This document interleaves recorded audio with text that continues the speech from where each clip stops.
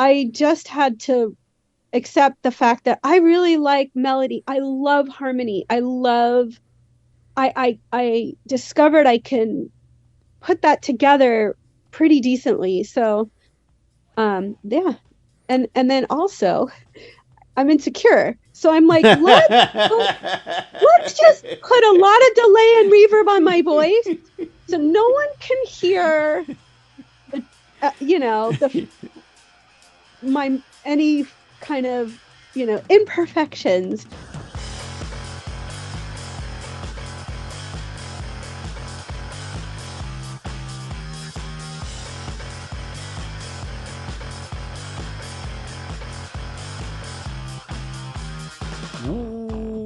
Welcome, everybody, to Casting for Two, the podcast, as always, hosted by me, Chris.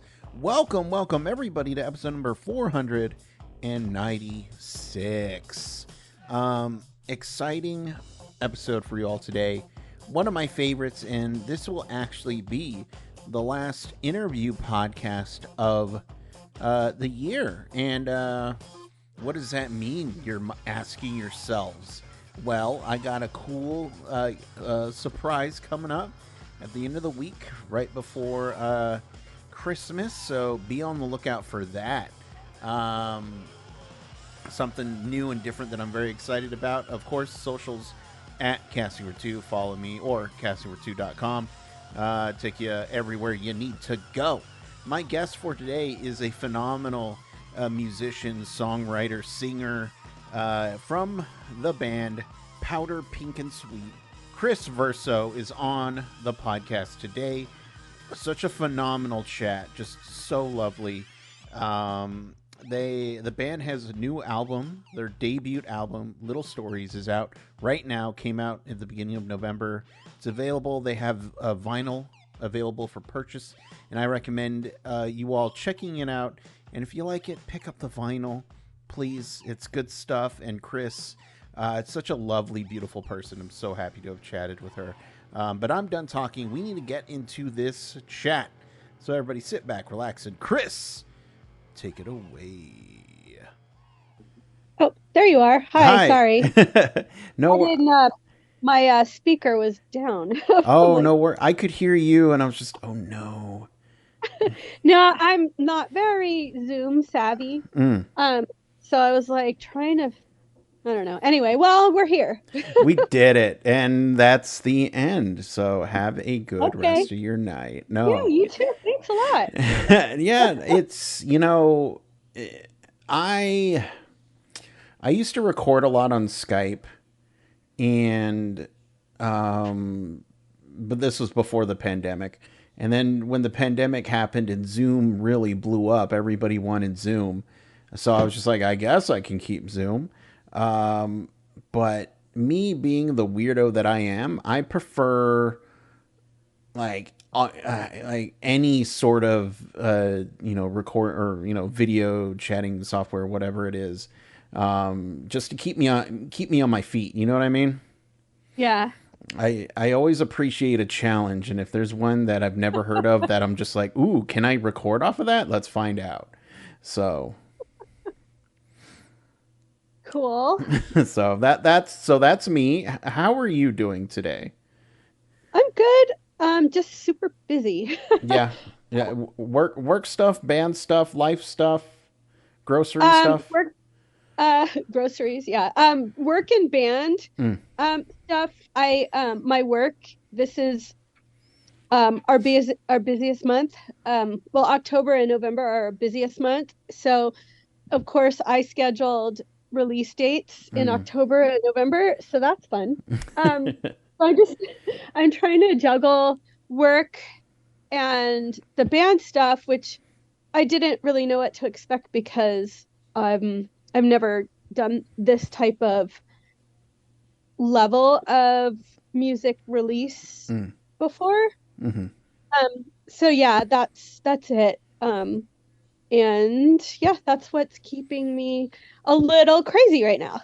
Gotcha. So how my obviously the next follow-up question I have is, how much sleep are you getting? Not a lot. Okay. I look one of the reasons why I am not on camera is because I just did not want to put makeup on. My hair is in a bun. I'm in workout clothes. I tried to sleep in today. It's just really hard for me to sleep. I have sleep issues anyway. Mm. So yeah, and I look like if I were going as like a zombie dead person for Halloween, Mm. I still look like that right now. So Oh yeah. my god. So ever since I started working at home, it's just like normal pants. No, give me like the nice like basketball shorts. Give me a shirt that just stretches and I'm good, and that is my attire. So Yeah, I mean minus the bun, I'm right. right there with you. Yeah. I mean, if you had long hair, you could have a bun. Yeah, But yeah. I yeah. So thanks for asking. Of course, of course. And we are already in it. We're in the thick of our chat. That's fine. So I kind of figured. yeah. I do have a cuckoo clock that will go off. Oh, I didn't shut it off, so FYI, you might hear our cuckoo going off. that's cool. How often does it ring or cuckoo? Right. Um, on the hour, it does how many Oh, okay, time it is, and on the half hour, it just does one little cuckoo. okay, So okay. I think we're past it. I think we're Yeah, okay. we should be okay. I growing up, my parents had a or no wait, my grandparents had a grandfather clock, and that thing, yeah, it would always do the exact same thing that you're doing, but it's a standing one, and it's huge and it's giant. Right. When both my grandparents passed away, my mom inherited it, and she would have to wind it up, and it brought back Yep. memories. So I don't mind the cuckoo. Yeah. You know, I love it. yeah, I love the cuckoo. We got it in Zurich. mhm. We were in Switzerland a few years ago, and we went up to the Matterhorn actually, which Oh, was okay. amazing. We went to Zermatt, and everywhere were cuckoo clocks. But I didn't want to travel. We didn't want to travel. Yeah. Our last stop was Zurich, so we decided to get it in Zurich. But I love it so much. It's been a few years. And I love the sound of it. I don't know. It's just lovely. I mean, I'm sure other people don't like it, but I Yeah. like it. Now, did you have that thing shipped to your home, or did you take that back with you No, through how took it? it on the plane. Yep. It was in a box, Mm. packed well. I had carry-on. We put it in a safe spot in the overhead. So, Oh, okay. yep, I was Oh, very careful with it. okay. And they didn't like and it was able to be opened enough so that the uh, checkout or security. No, they didn't have to check it. No, Oh, it was, okay.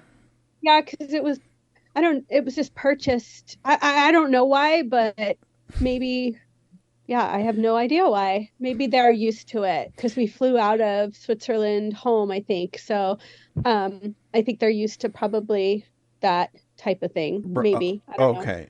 Yeah. Okay. Yeah. I mean that. I mean, I just hope you're not on some list of people we need to get. We still wonder what's No. in that box years later. Yeah, no, I don't think so. Well, and then just kind of again taking another like little step back. I'm very curious, and you mentioned it earlier with work and music and how this is your first like big musical release thing. I'm curious, when did you get bit by the music bug? Oh my. Well, I mean, I've always liked music, even Mm, as a child. My parents um actually were professional ballet dancers. mm, So they were with like American Ballet Theater and Joffrey and um toured and everything. So I grew up, and then they had a studio when I was little. So music was everywhere because mostly classical, but we listened to the radio, and the Beatles were really big. My mom liked the Beatles a lot, mm. so we did. lot of those kind of sing-alongs, as little kids. But when it really got me was, now I'm going to date myself here because I can't help it. I've tried to figure out how to answer certain questions to be a little bit vague, but I can't. And my what really got me was Duran Duran. Yeah. When they came out, when they released the album Rio. Mm-hmm. I was a young teen, so there we go. I'm a Gen Xer. All the girls, we just loved Duran Duran as young girls like boy bands, I guess. Yeah. And I I thought John Taylor was so handsome, and I started listening to the bass. And because I didn't know how to pick out the instruments specifically, especially between bass guitar and like guitar. I didn't really know that. I mean, obviously you can hear a piano. I mean, I took piano lessons when I was little. But it was me having a crush on this rock star to start listening to bass. So then I really got into music. I mean, just as a teenager, like 13, 14 years old, I live in LA, and we have this this radio station that was super influential to different music and, like new music. And the word alternative wasn't a thing back then, but it was like new wave and punk and post-punk and weird music and everything. So we were really lucky to have that radio station here, and it introduced me to music. And between Duran Duran and just listening to that station nonstop, that's what happened. And that's what did it. Yeah. And then when I was 15, my mom bought me a bass guitar and an amp for Christmas. And then that was it. and then you were hooked, and then yeah. I mean, I don't think you dated yourself. Yeah, I'll date myself right now. I miss radio stations, like true radio stations. Oh yeah. I used to live in Oregon, where there was more rock variety. I do tend to lean a little bit more alternative. And then when I moved down to San Antonio, it was just where's the rock stations? Where's the alternative? It's like, no, there's rock. That's it. And I'm just, why is there like such a weird gap with it? And it's just like, cause that's just all it is. And like that playlist, like there's, I don't know, there's a weird art to, finding the right music and playing it and setting the mood. And if you're just like throwing it all through the radio, I'm just like, ugh, nah, that I need some consistency with it, like gradually, get heavier, or like, just stuff like that. So I'm glad that you had that radio station, and I miss them. And yeah, I'm a big radio person. I mean, like I said, my mom would always have the radio on growing up, ever since I was little. So there was always music going on, whatever reason she probably was, doing her tasks or whatever. So I kind of adopted that as well. And especially as a teenager, I don't like the house to be silent. I like radio. I like discovering music, Oh yeah. The DJs. I like hearing the banter. I like know what's going on. And then, in the age of radio, that's what was going on. But like, now people discover music through online. And I have also, I mean, I guess I'm still old fashioned. I'm also, like I said, lucky. I live in Los Angeles, and there's another radio station, a couple radio stations, but that are not, I mean, there's an oldies, classic rock and oldies stations. There's a couple of those, thank goodness. And then there's a couple of college community stations that are really good. So I'm always discovering new music and just listening to the old favorites, the rock songs and yacht rock songs and just 90s and or whatever. So I'm lucky, but yeah, I get you. I agree. I remember I was hanging out with some coworkers and we were just talking about music because, I like music. And they were just, Chris, what do you listen to? And I was like, I like alt rock. And they were just staring at me. I was like, what? Like, give me a band. We need band names because that's such a general thing. I was like, oh. Yeah. I like, Foo Fighters and Weezer and Queens of the Stone Age and Arcade Fire. And I'm just going through, and then I get a weirdo look from one of them, and they're just like, oh, you like dad rock? And I'm just looking at them like, what? Hard rock. Yeah, dad rock. And I was just, Oh, what? yeah. When did this happen? What? Am I? And that's when I realized I was old. Yeah.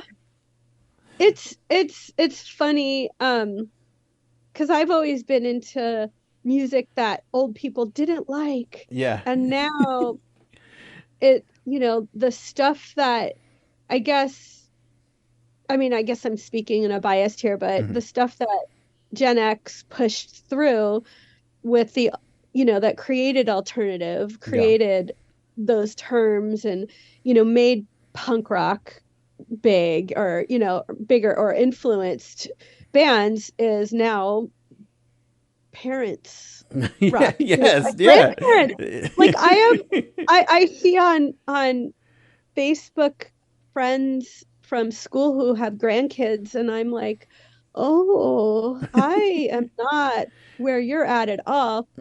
I'm perpetually just young. Yeah. And I don't know, young as in that's not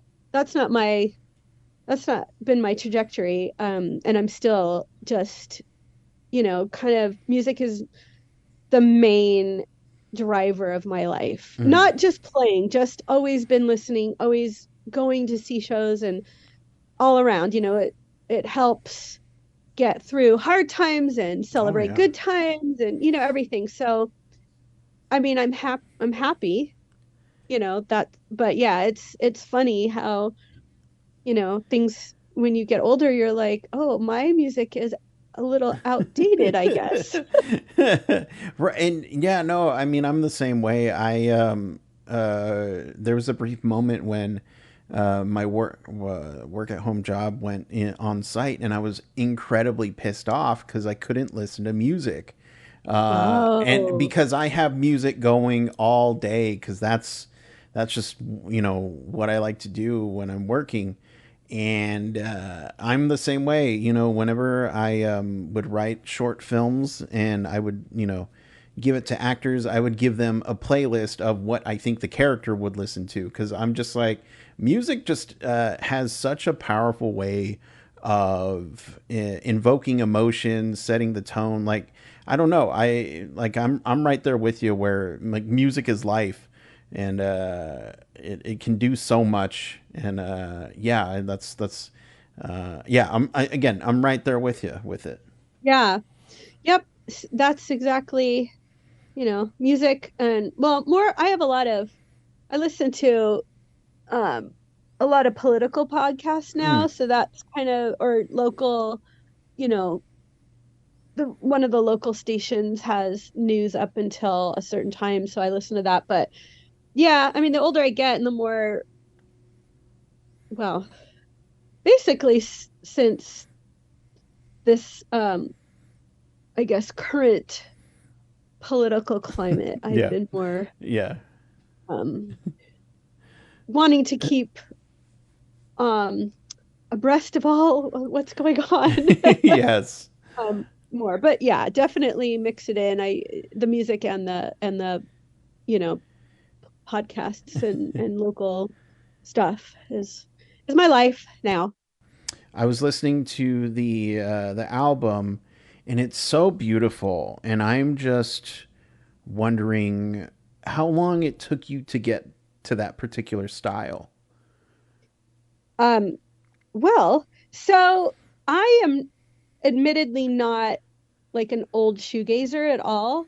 I have an eclectic taste in Mm. music, Mm-hmm. but I lean more on the darker, like post-punk. I mean, I liked grunge when it came Mm. out. I mean, before it was called grunge, I saw Soundgarden's Oh. first ever LA show at this club, and it was amazing.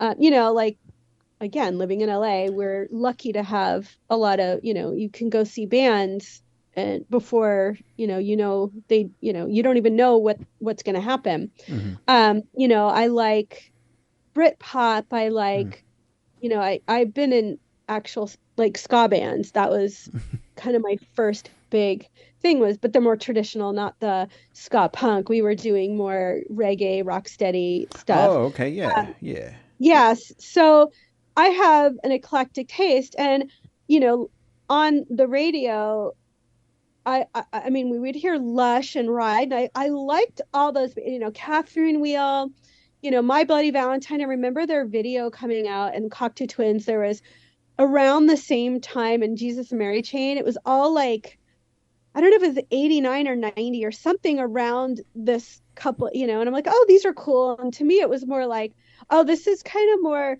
noise rock or oh God, what was it? There was another term, I don't even think that term was really used. Shoegaze, dream pop, I didn't even know Mm. about.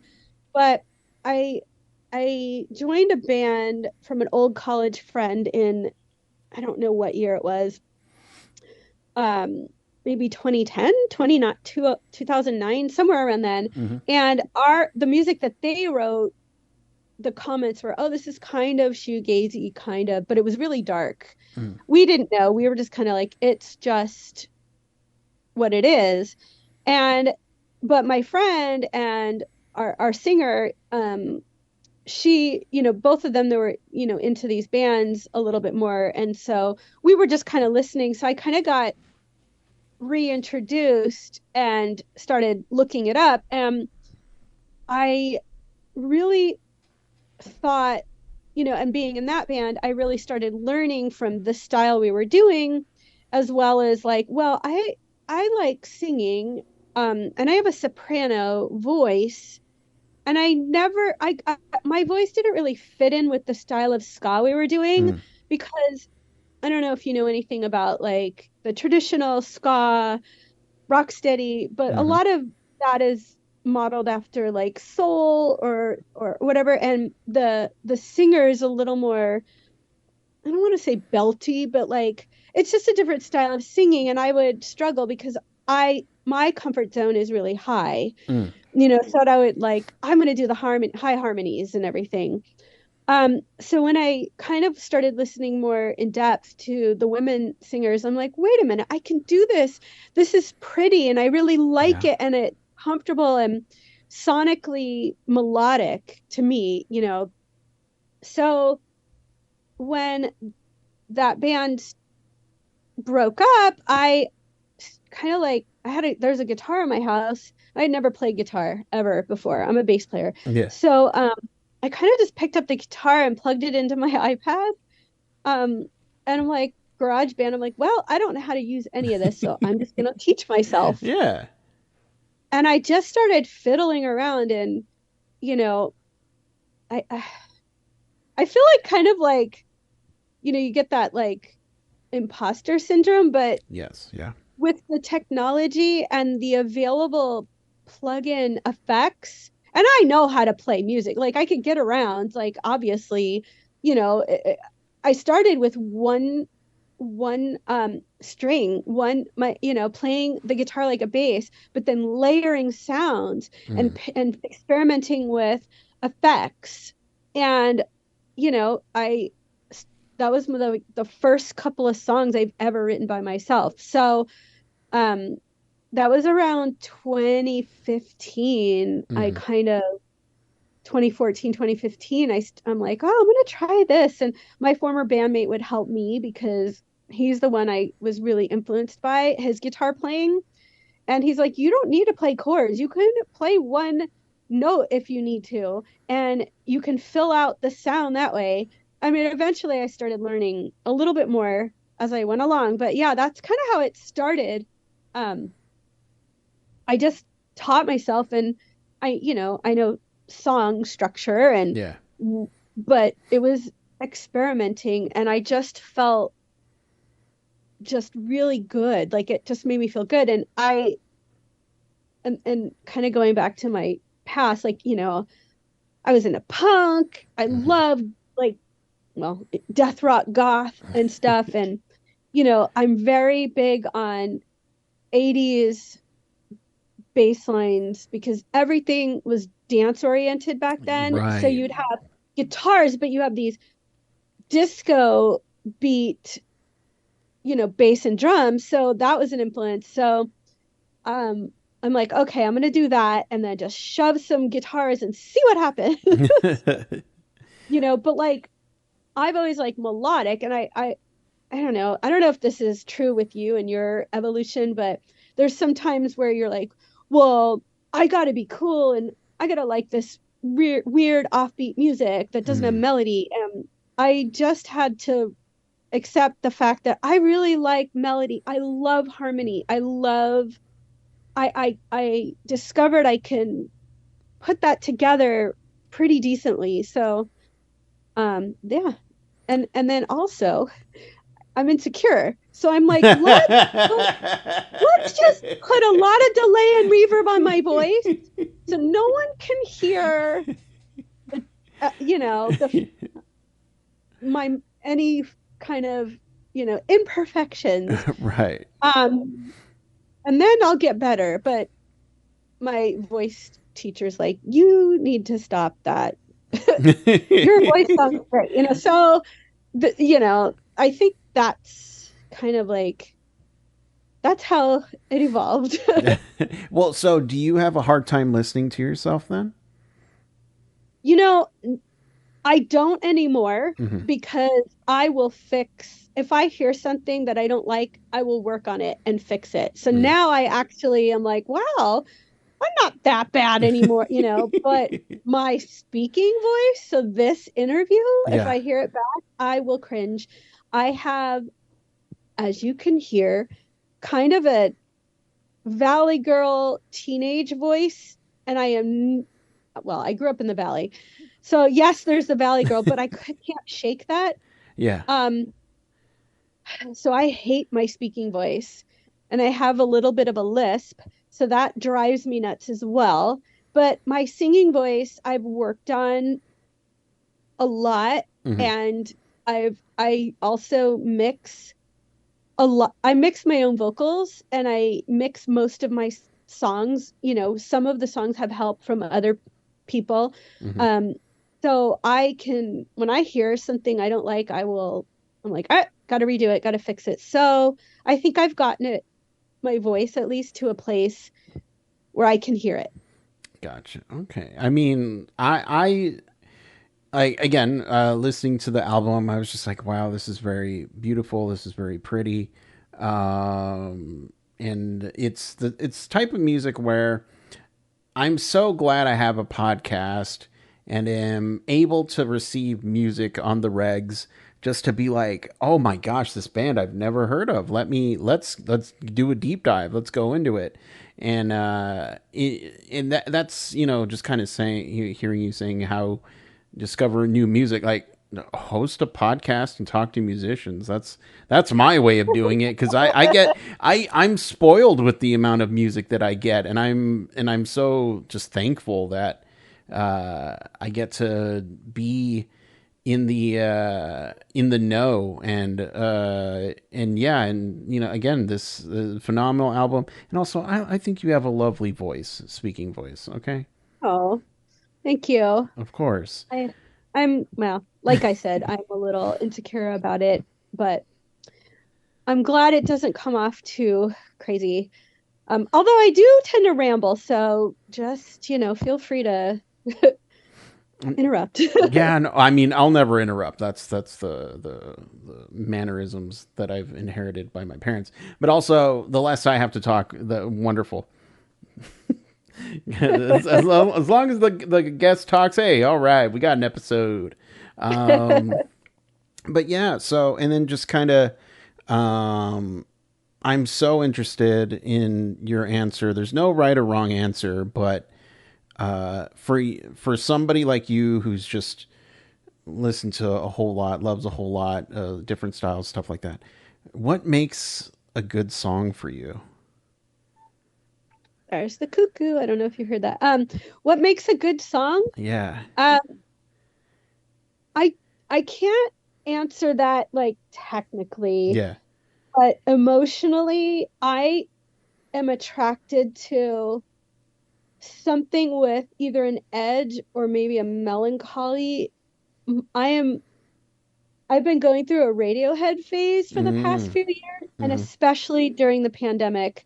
I swear Radiohead and Tom York's beside, like his voice specifically, because he has this sorrowful, um, like just melancholy, Yeah. and the way he uses his voice It's a to little haunting. communicate. It is very haunting, and I'm Yeah. attracted to that. Like, I love The Cure, Mm. also, and he has that cry in his voice. Mm-hmm. Um, and Judy Garland had that cry in her Oh, voice. It's yeah. just, I learned from I was a music major in college. Well, the second time around, I did a start in the beginning, and I was like radio. I wanted to be in radio. And then when I went back to college, I was a music major. But one of my teachers, I forget which one, we were just pointed that out. And I'm like, yes, it is. It's that cry in the voice, that those artists have. And Radiohead with just the, um, I don't know, their songs are more complicated. I like simple songs Mm-hmm. that are, you know, kind of verse, chorus, verse, bridge, stuff like that. But then I love the complicated songs as well. And just during the lockdown part where it was so, we just, none of us knew what was going on. And everyone was Yeah. scared. Most people were scared to death because we didn't know what was going to happen.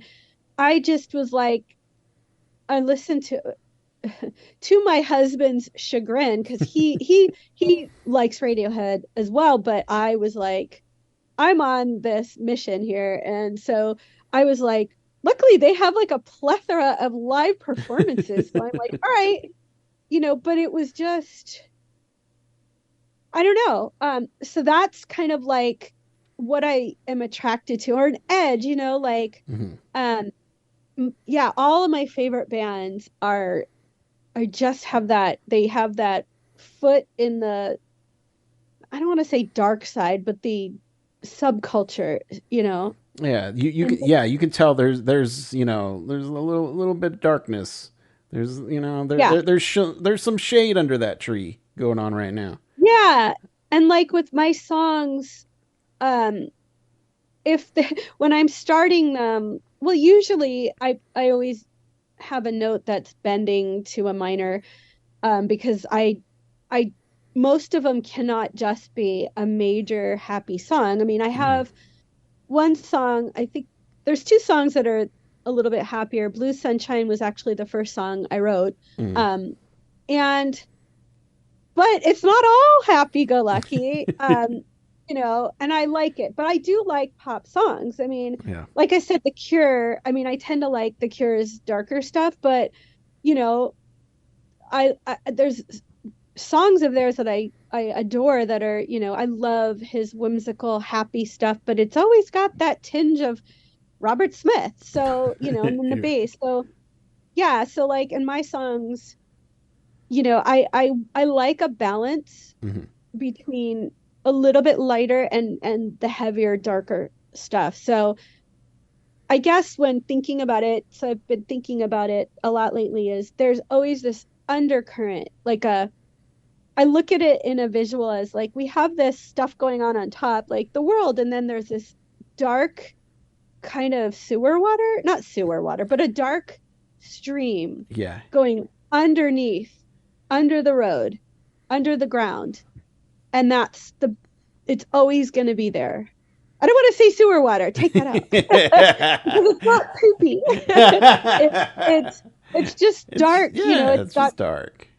Yeah, it's got the like, you don't know what's swimming down there. You don't know what kind of foliage and sediment, and it's, you can think all different things. And while the business of the world and trees and flowers and, candy and ice cream are on top, there's going to be always this, thing going on underneath. And that's kind of representative of me. Mm-hmm. So that's the long answer to your question. No, but I mean, it makes so much sense. And wherever there's light, there's dark. So, and I love that. That's what motivates. Well, not motivate. That's what the kind of enjoyment you get. And yeah, and I was just super curious because again, there's no right or wrong answer. Yeah. But but for the people at home who'd like to pick up the album, possibly see the show, or just be in the know, where can they do that online? Well, we're on all the, usual music platforms.